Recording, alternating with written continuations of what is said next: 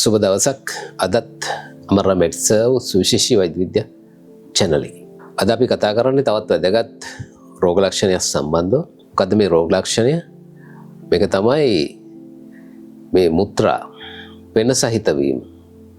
මුත්‍රා කරනකොට පේනවා පෙන ගතියක්. මෙන්න මේ தත්ත්වය තමයි අද අපි විස්තර කරන්නේ. ඉතින් මුත්‍රා වල පෙන ගතියක් එන්න පුළුවන් නොයෙකුත් හේතු නිසා. නොයෙකුත් හේතු නිසා වෙන්න පුළුවන්. සමහර වෙලාවට කිසි ප්‍රශ්නයක් නැතුවත් එහෙම තියෙන්න පුළුවන්. ඒ වගේම බරපතල රෝගයක ලක්ෂණයක් විදිහටත් තියෙන්න පුළුවන්. ඉතින් ඊටමත් වැදගත් රෝග ලක්ෂණයක් තමයි මේ මුත්‍රාවල පෙන තිබීම කියලා කියන්නේ. ඉතින් සමහරවොන්ට මේ මුත්‍රාවල පෙන තිබීම කියන එක කාලයක් තියෙන්න පුළුවන්. කාලයක් තියෙන්න පුළුවන් නමුත් Taman ඒක අඳුරගෙන නැහැ. කල්ගත වෙලා. රෝග ලක්ෂණ උස්සන්න වුණාම තමයි රෝගියාට තේරෙන්නේ. Tamanට අවබෝධයක් තිබිලා නැහැ. දැන් අපි හිතමු දැන් මුත්‍රාවල පෙන ගතිය දැක ගන්න නම් අපිට මුත්‍රා කරන තැන මුත්‍රා පේන්න ඕනේ. පොළොවට මුත්‍රා කළොත් මේක පේන්නේ. විශේෂයෙන්ම වොෂ්රූම් එකක මේ කමෝඩ් එකට අපි මුත්‍රා කළොත් ඒ වගේ මුත්‍රා ගන්න ගියාම කලෙක්ටර් එකකට භාජනයකට ගත්තොත් අන්න එතකොට මේක පේන්න පුළුවන්. සාමාන්‍යයෙන් මේ ගැන අවබෝධයක් නැති කෙනෙකුට තේරෙන්නේ නැහැ. සාමාන්‍යයෙන් තේරෙන්නේ. ඉතින් අන්න ඒ වගේ දේකුත් තියෙනවා. ඉතින් මුත්‍රාවල පෙන සහිත බවක් තියෙනවා. හැමතිස්සෙම හේතුව මොකක්ද කියන එක හොයා ගන්න ඕනේ. ඒක ඉතාමත් වැදගත් වෙනවා. කරුණු රාශියක් තියෙනවා. මෙන්න මේ වගේ හේතු නිසා බරපතල ප්‍රශ්නයක් නැතුව මුත්‍රාවල පෙන ගතිය එන්න පුළුවන්. එකක් තමයි මේ වේගෙන් මුත්‍රා කළොත්. අපි හිතමු මුත්‍රා බර ගොඩක් තදින් තියෙනවා වේගෙන් මුත්‍රා කරනවා. අන්න එතකොට අදාළ මතු පිටකට මේක වේගෙන් මුත්‍රා පාර වදිනකොට පෙන සහිත බවක් එන්න පුළුවන්. එතන ඇත්ත වශයෙන්ම ගැටලුවක් නැහැ මුත්‍රාවල. එහෙම නැත්නම් සමහර වෙලාවට මේ টয়ලට්ස් වල මේ මුත්‍රා කරන තැන්වල මුත්‍රා කරන්න ගියාම අන්න මුත්‍රා කරනකොට පෙන ගතියක් පේනවා. ඒකට මෙන්න මේ වගේ හේතුවක් තියෙන්න පුළුවන්.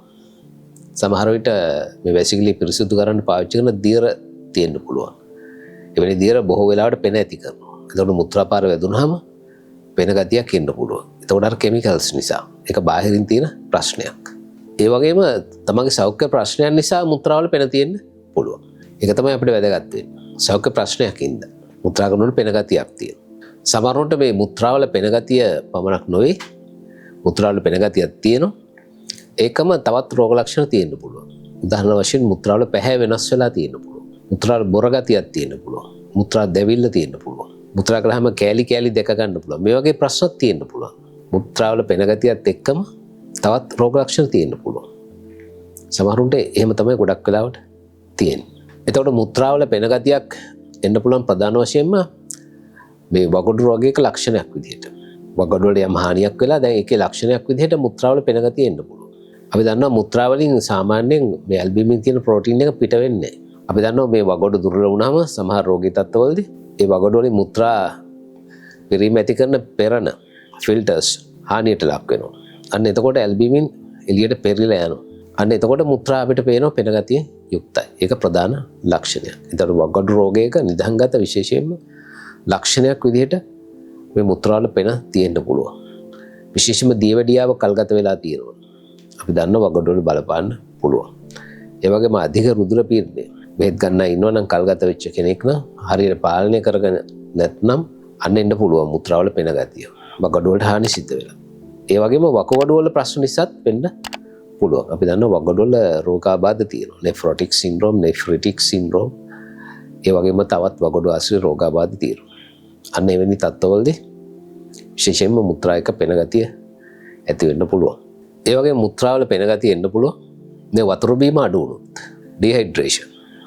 විජලන්ට අප් කළා ඉන්නවනේ. අන්න එතකොට මුත්‍රාවල සාන්ද්‍රණය වැඩි වෙනවා. අන්න එතකොට පෙන ගතිය එන්න පුළුවන්. ඒ වගේම පිරිමි උදවියට ඇති වෙන්න පුළුවන් තත්ත්වයක් තියෙනවා මේ රෙට්‍රෝග්‍රේඩ් ඉජැකියුලේෂන් කියලා තත්ත්වයක් පිරිමි උදවියට. පිරිමි උදවියට තියෙනවා මේ පුරස්ත ග්‍රන්ථිය කියලා ග්‍රන්ථියක්. ඉතින් ලිංගික උද්දීපනයක් වුණාම අපි දන්නවා මේ ශුක්‍ර තරලය එළියට එන්න ඕනේ. මුත්‍රා මාර්ගය එළියට එන්න ඕනේ. දැන් සමහර වෙලාවට මේ පුරස්ත ග්‍රන්ථිය ප්‍රශ්න නිසා ඉදිමිලා හැම තිබ්බොත් මේ ශුක්‍ර තරලය එළියට එන්නේ. ආපහු යනවා මුත්‍රාශයට. ගිහිලා මුත්‍රා එක්ක මිශ්‍ර වෙනවා. අන්නේ මුත්‍රා එළියට එනකොට පෙන ගතියක් එන්න පුළුවන්.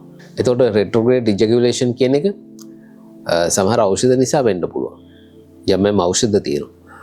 පුරස්ත ග්‍රන්ථිය ප්‍රශ්න වලට දෙන ඖෂධ නිසාත් වෙන්න පුළුවන්. වෙනත් රෝග වල දෙන සමහර ඖෂධ නිසාත් වෙන්නත් පුළුවන්. ඒ වෙලේ තත්ත්වයකුත් තියෙනවා. ඒ වගේම ඇමිලොයිඩෝසිස් කියලා රෝගී තත්ත්වයක් තියෙනවා. ඇමිලොයිඩෝසිස් එම රෝගී තත්ත්වයේදී මුත්‍රාවල පෙන ගතියක් එන්න පුළුවන්. ඒ වගේම තවත් බහුලම අපි දකින තත්ත්වයක් මුත්‍රාවල පෙන ගතිය එන UTIs. UTI කියලා කියන්නේ urinary tract infection. මුත්‍රා ආසාදන, මුත්‍රා මාර්ගයේ ආසාදන. විශේෂයෙන් ජීහ මුත්‍රා මාර්ගයට එන්න පුළුවන්.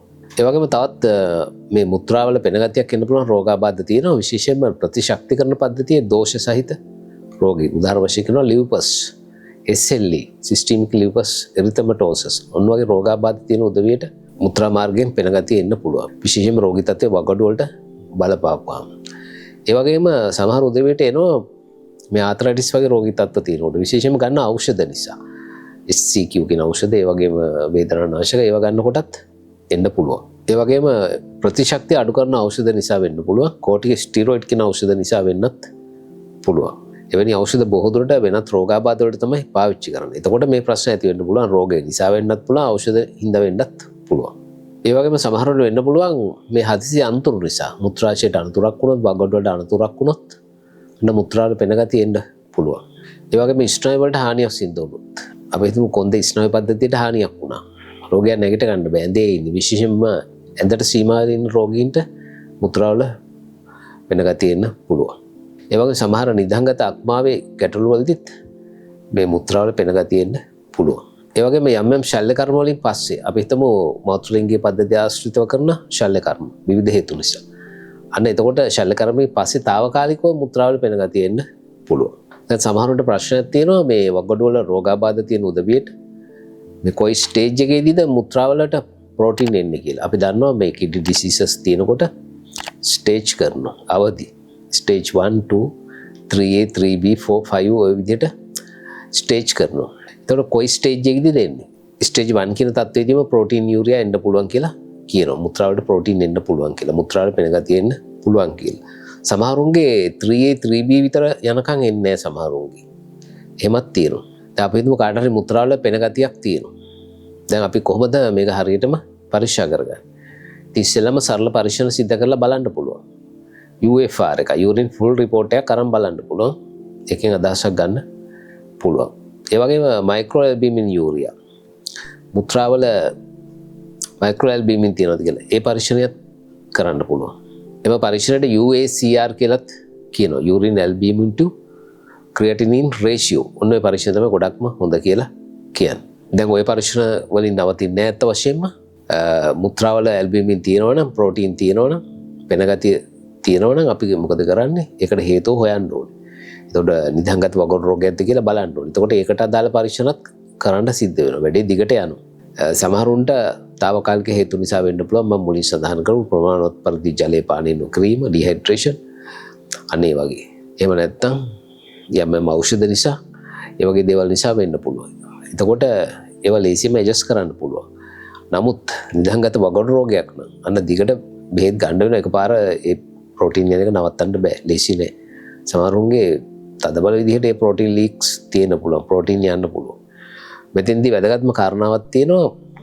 දැන් අපේ උදවිය බොහෝ උදවිය මේ වගඩු පරීක්ෂා සිද්ධ කරගන්නවා. දියවැඩියාව තියෙනකොට අධික රුධිර පීඩනය තියෙනකොට ඒ වගේම අහිතකර මේදේ තියෙනකොට කාලෙන් කාලට වගඩු පරීක්ෂාවක් කරනවා. දැන් බොහෝ වෙලාවටම සිද්ධ කරන්නේ සීරම් ක්‍රියේටිනින් සහ EGFR කියන පරීක්ෂණය. ඉතින් ওই පරීක්ෂණ කළාම සමහරුන්ගේ ඔක හොඳට තියෙනවා කියලා පේනවා. එහෙම තිබ්බට බෑ. අපි හැමතිස්සෙම යුරින් මයික්‍රෝඇල්බියමින් එකත් බලන්න ඕනේ. සමහර විට කිඩ්නි ෆන්ක්ෂන් හොඳට තිබුණාට මයික්‍රෝඇල්බියමින් තියෙන්න පුළුවන්. early damage එක අපිට අඳුර ගන්න බෑ මයික්‍රෝඇල්බියමින් කලේ නැත්තම් ඔය USCR කියන පරීක්ෂණය සිදු කරන්න ඕනේ. අන්න එතකොට තමයි හරිම අවබෝධයක් ලැබෙන්නේ. ඉතින් දැන් ඔයාලට පැහැදිලි හේතු හොයා ගන්න ඕනේ. මුත්‍රාවල පෙන ගතිය තියෙනවා නම් හේතුව හැමතිස්සෙම හොයන්න ඕනේ. හොයලා හේතුවට තමයි බෙහෙත් කරන්න ඕනේ.